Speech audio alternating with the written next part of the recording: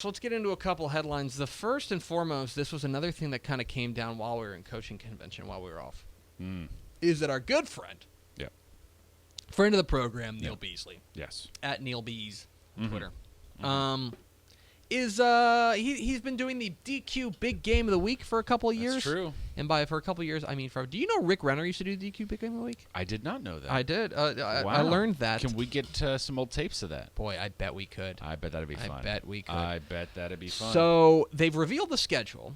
First of all, one thing I want to applaud Neil on. Every once in a while, he'll have to throw a Thursday game on there. No Thursday games this year, which is great. I like that a lot. Now, let's roll through the schedule. I think you got it up on the screen. I do. Friday, August 26th, Atlanta at Henderson. Nice little East Texas tussle, small school tussle to get us going. I feel like that's a good way to start. Starting in East Texas is a great way to start. Starting in East Texas, you don't have to worry about a crowd. You don't have to worry about people showing up. That's going to be crazy town banana pants.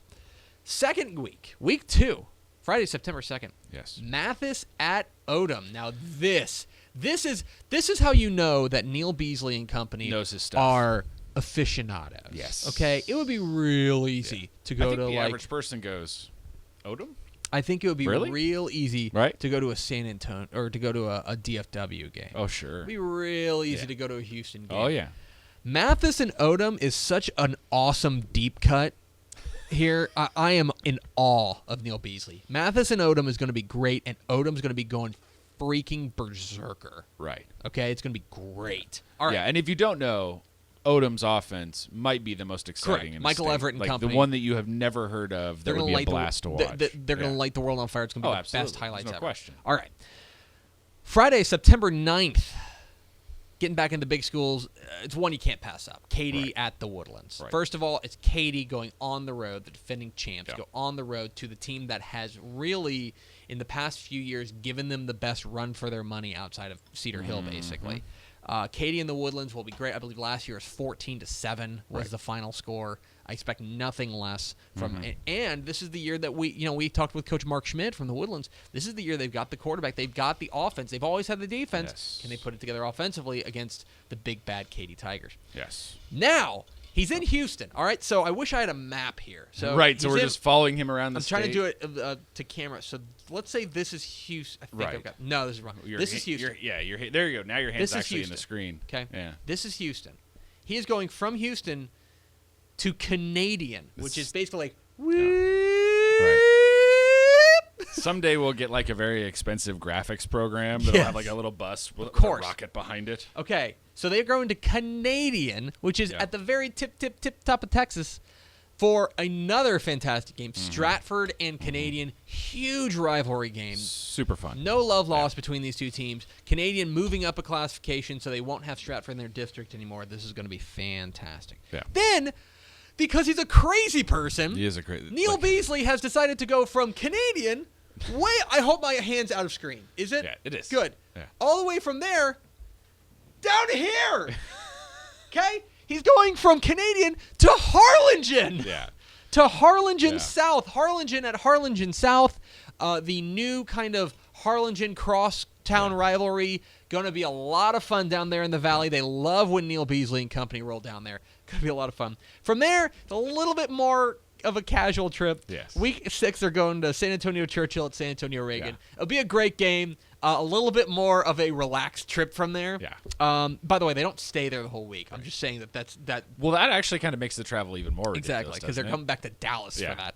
Yeah. And then week 7, A&M Consolidated College Station. A lot of rivalry games on this, and I love it. Yeah, a lot of, and that's an underrated growing rivalry, yeah. right? I mean, we've seen some fireworks early on in that because you can make an argument that A&M Consolidated, as decorated as they've been, College Station has been better the past couple of years. Yeah, it's been a lot of fun to watch them, and the two very different styles too. And then, because Neil Beasley just hasn't had enough time on the road, time to have more fun.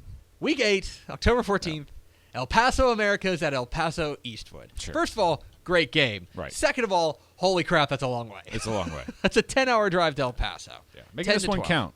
It's going to be great. Then, by the way, have you noticed that we have not had a DFW game yet?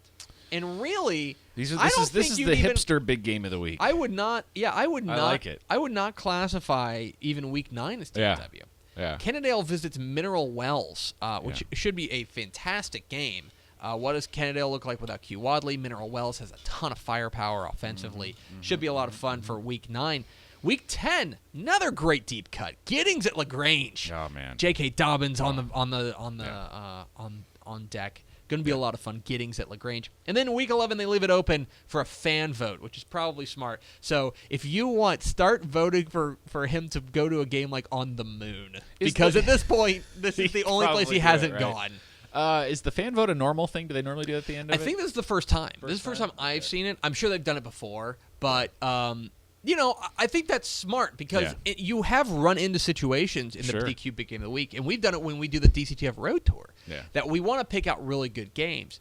But then you get to like Week 11, and let's say, for example, Kennedale and Mineral Wells were playing. Right. And let's just say Kennedale, they just don't replace Q Wadley very well, and they're like 5-4 coming into that game. Sure.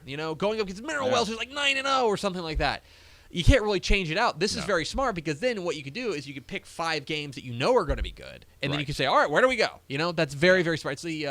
It's the NFL flex game. You know what I mean? It's the flex game. Yes, it is. So DQ Big Game of the Week, of course, to me, the best 8 minutes in television every week. Sure. During High School Scoreboard Live on Fox Sports Southwest. That is such a ridiculously good. The fact that they put that together in like an hour is incredible. It's pretty amazing. It's really cool. If you've never seen it, YouTube it. It's really, really good.